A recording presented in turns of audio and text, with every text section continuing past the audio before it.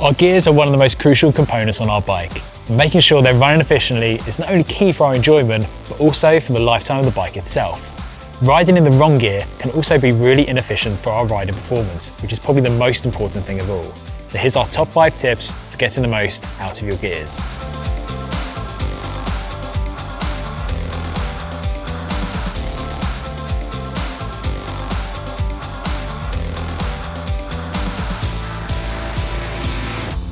First of all, let's talk about the basics of gears. And you have 2 options when you do this. You can make large changes, which revolve around the front 2 chainrings, or smaller changes, which involve the rear cassette.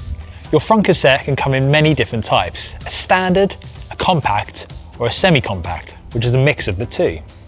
The front chainrings are adjusted by using the left brake lever. These shift the chain onto the smaller chainring for uphill or particularly steep sections, and back onto the big chainring for downhill and flat efforts. The right brake lever controls the rear cassette.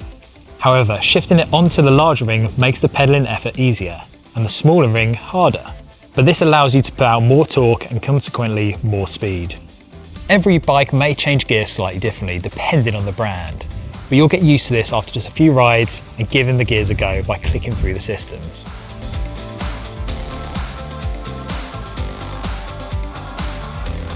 Making sure that your front chainring and your rear cassette are working in perfect harmony is key to cycling performance. It's also really important for the lifetime of your bike that you don't cross-chain.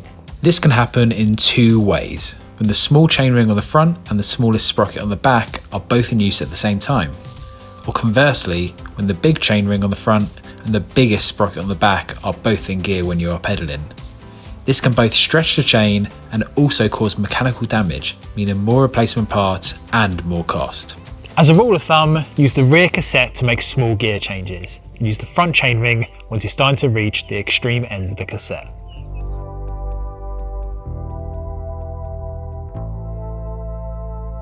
This can be personal preference, but a lot of riders do pedal a cadence that isn't suited to their ability or the terrain they're riding on.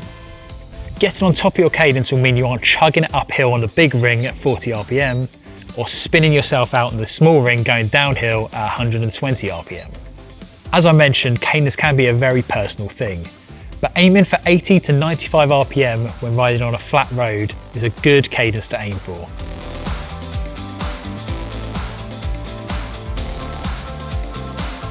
Gears are a great way to affect your pedaling rate, but making sure you're aware of what's up the road ahead is crucial for selecting the correct gear at that moment in time. Making sure you are aware of any potential nasty ramps up the road will give you the time to shift down a few gears or onto the small chainring. This will ensure you don't come to a grinding halt.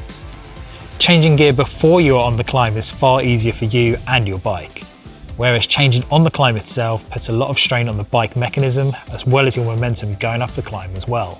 Clicking through the gears one at a time also means you're less likely to have a mechanical, whether this is by dropping the chain or jamming the gears all together if you try to make a lot of gear changes all at once.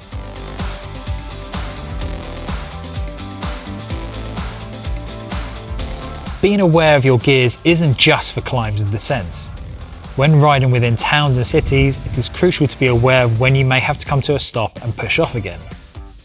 Always be aware that pushing a massive gear moving away from traffic lights or a junction is going to be incredibly hard work and almost resemble a track start.